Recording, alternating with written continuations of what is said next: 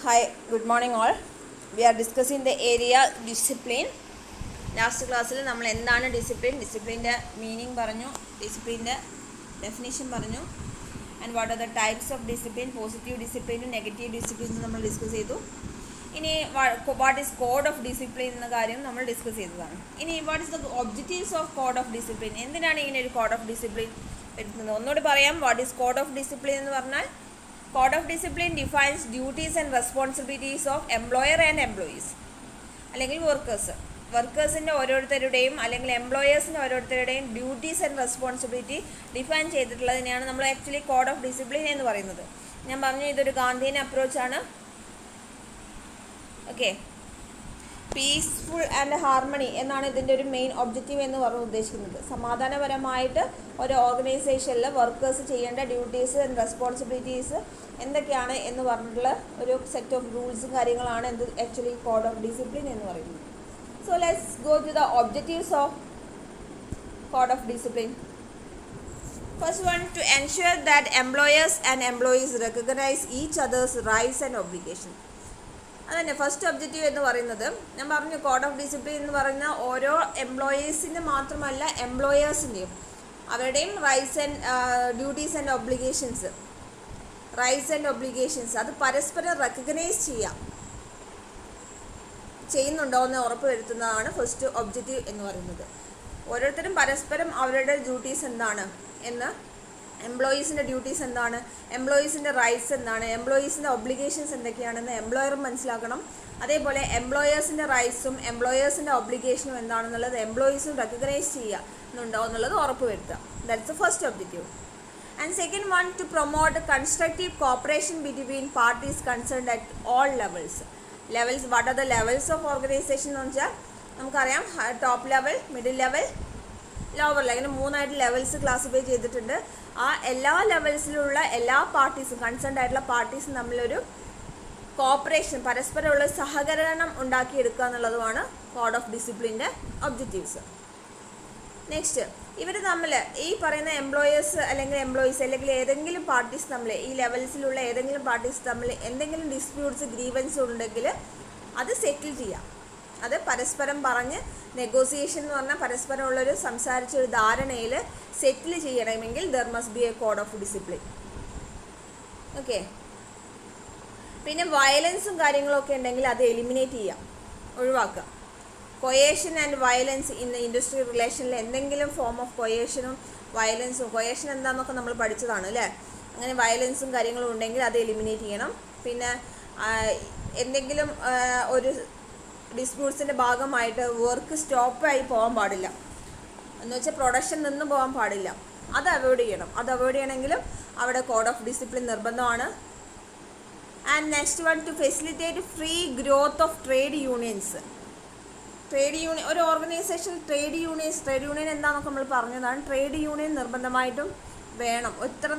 Minimum ഇത്ര number of members ഉണ്ടെങ്കിൽ there must be a trade union. ആ trade യൂണിയന് ഫ്രീ ആയിട്ട് വളരാൻ, അത് ഫെസിലിറ്റേറ്റ് ചെയ്ത് കൊടുക്കാൻ അവിടെ എന്ത് വേണം? കോഡ് ഓഫ് ഡിസിപ്ലിൻ ആവശ്യമാണ്.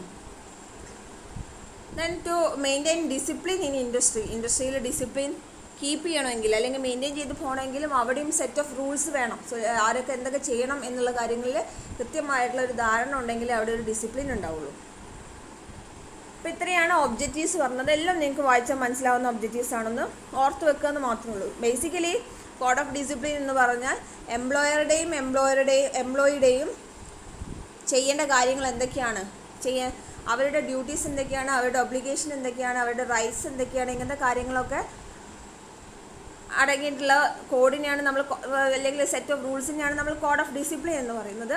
അപ്പോൾ അങ്ങനെ അതിൻ്റെ ഒരു ഒബ്ജക്റ്റീവ് എന്ന് പറയുന്നത് എംപ്ലോയി തമ്മിലുള്ള റിലേഷൻഷിപ്പ് മെയിൻറ്റെയിൻ ചെയ്യുക എന്നുള്ളതാണ് മെയിനായിട്ട്. അതിന് പരസ്പരം അവരുടെ റൈറ്റ്സ് ആൻഡ് ഒബ്ലിഗേഷൻ അറിഞ്ഞിരിക്കണം. പിന്നെ അവർ തമ്മിലൊരു കോപ്പറേഷൻ ഉണ്ടാക്കിയെടുക്കുക. പിന്നെ ഡിസ്പ്യൂട്ട്സും പരാതികളും ഒക്കെ ഉണ്ടെങ്കിൽ അത് കൃത്യമായിട്ട് നെഗോസിയേഷനിലൂടെ പരിഹരിക്കുക. വയലൻസും കൊയേഷനും ഒക്കെ ഉണ്ടെങ്കിൽ അതൊക്കെ ഒഴിവാക്കുക. വർക്ക് സ്റ്റോപ്പേജ് ഉണ്ടാവാൻ പാടില്ല. ട്രേഡ് യൂണിയന് വളരാനുള്ളൊരു ഫ്രീ ആയിട്ടുള്ളൊരു ഗ്രോത്തിനുള്ളൊരു അറ്റ്മോസ്ഫിയർ ക്രിയേറ്റ് ചെയ്ത് കൊടുക്കുക. പിന്നെ ഇൻഡസ്ട്രിയിൽ തന്നെ ഒരു ഡിസിപ്ലിൻ ഉണ്ടാവണമെങ്കിൽ there must be a code of discipline. Okay. Objectives പറഞ്ഞു. ഇനി let's go to the features of code of discipline. ഏകദേശം രണ്ടും ഒന്ന് തന്നെയാണ് ഒബ്ജക്റ്റീവ്സും. പക്ഷെ നമുക്ക് നോക്കാം ഫീച്ചേഴ്സ് എന്താ. Both employer and employee should recognise the rights and responsibilities of each other and should willingly discharge their respective obligation. പരസ്പരം അറിഞ്ഞിരിക്കണം ഓരോരുത്തരുടെ റൈറ്റ്സ് ആൻഡ് ഒബ്ലിഗേഷൻസ് എന്തൊക്കെയാണ്, റൈറ്റ്സ് ആൻഡ് റെസ്പോൺസിബിലിറ്റീസ് എന്തൊക്കെയാണ്. അത് എല്ലാവരും റെസ്പെക്റ്റീവ് ഒബ്ലിഗേഷൻ ഡിസ്ചാർജ് കൃത്യമായിട്ട് ചെയ്യാൻ എല്ലാവരും ബാധ്യസ്ഥരുമാണ്. അതാണ് ഫസ്റ്റ് ഫീച്ചർ എന്ന് പറയുന്നത്. There should be no strike or lockout without proper notice. അതും കോഡ് ഓഫ് ഡിസിപ്ലിൻ്റെ ഭാഗമാണ്. കോഡ് ഓഫ് ഡിസിപ്ലിനിൽ ഇപ്പോൾ നിങ്ങളുടെ കോളേജിൽ പെട്ടെന്ന് നിങ്ങൾക്ക് തോന്നുമ്പോൾ ഒരു സ്ട്രൈക്ക് വിളിക്കുക സ്റ്റുഡൻസിനായാലും പറ്റില്ല. അതിന് നോട്ടീസ് കൊടുക്കും അല്ലേ. ലോക്കൗട്ട് ആയാലും സ്ട്രൈക്ക് ആയാലും വിത്ത് പ്രോപ്പർ നോട്ടീസിലൂടെ അങ്ങനെയൊക്കെ ചെയ്യാൻ പാടുള്ളൂ. സോ അത് ഒരു ലെറ്റർ അല്ലെങ്കിൽ നോട്ടീസ് കൊടുത്തിട്ട് പിന്നെ നാളെ ഇപ്പം തന്നെ പോയി സ്ട്രൈക്ക് വിളിക്കുകയല്ല. അത് നെഗോസിയേഷനിലൂടെ എല്ലാ ഡിസ്പ്യൂട്ട്സും നമുക്ക് സെറ്റിൽ ചെയ്യാൻ പറ്റുമെങ്കിൽ അതിനുള്ളൊരു എക്സിസ്റ്റിംഗ് മെഷീനറി നമ്മൾ ഡെവലപ്പ് ചെയ്യണം. അതിനും എന്ത് വേണം, there must be a code of discipline. Then a mutual agreed grievance procedure will be set up. പരസ്പരം എന്ന് വെച്ചാൽ അവർക്ക് പരാതികളുണ്ടെങ്കിൽ പരാതികളുണ്ടെങ്കിൽ അത് പരിഹരിക്കാനുള്ള ഒരു mutual agreed grievance procedure. Grievance എന്താ നമ്മൾ പറഞ്ഞാണ്, അത് പരസ്പരം സമ്മതിച്ചുകൊണ്ടുള്ള ഒരു ഗ്രീവൻസ് പ്രൊസീജിയർ അവിടെ സെറ്റപ്പ് ചെയ്യണം. Then both employers and trade unions will educate their members regarding their mutual obligation. Employer ആയാലും എംപ്ലോയി ആയാലും അവരുടെ ട്രേഡ് യൂണിയൻസും എല്ലാം ഓരോ മെമ്പേഴ്സിൻ്റെയും ഒബ്ലിഗേഷൻസ് എന്തൊക്കെയാണ്, പരസ്പരമുള്ള ഒബ്ലിഗേഷൻസ് എന്തൊക്കെയാണെന്ന് അവരെ പറഞ്ഞ് മനസ്സിലാക്കണം, എഡ്യൂക്കേറ്റ് ചെയ്ത് കൊടുക്കണം. And last one, management will not increase work loads without prior agreement or settlement with the workers. പെട്ടെന്ന് ഒരു ദിവസം പോയിട്ട് വർക്ക് ലോഡ്സ് കൂട്ടുക, അങ്ങനെയൊന്നും ചെയ്യാൻ പാടില്ല. അത് ഇങ്ങനെ ചെയ്യണമെങ്കിൽ അതൊരു പ്രയർ എഗ്രിമെൻറ്റ്, വർക്കേഴ്സുമായിട്ടൊരു നേരത്തെ ഒരു എഗ്രിമെൻറ്റ് ഉണ്ടാക്കി അല്ലെങ്കിൽ ഒരു സെറ്റിൽമെൻറ്റ് ഉണ്ടാക്കിയതിന് ശേഷം മാത്രം അവരുടെ വർക്ക് ലോഡ്സ് ഇൻക്രീസ് ചെയ്യണമെങ്കിൽ ഇൻക്രീസ് ചെയ്യാം. സോ ഇങ്ങനത്തെ കാര്യങ്ങളാണ്, അതൊക്കെയാണ് ഫീച്ചേഴ്സിൽ പറഞ്ഞ ഫീച്ചേഴ്സ്. വേണമെങ്കിൽ ഇനിയും നമുക്ക് ആഡ് ചെയ്യാം. ഒരു 5 ഫീച്ചേഴ്സ്, ഒബ്ജക്റ്റീവ്സും ഏകദേശം എല്ലാം ഒന്നുപോലെ തന്നെയാണ്.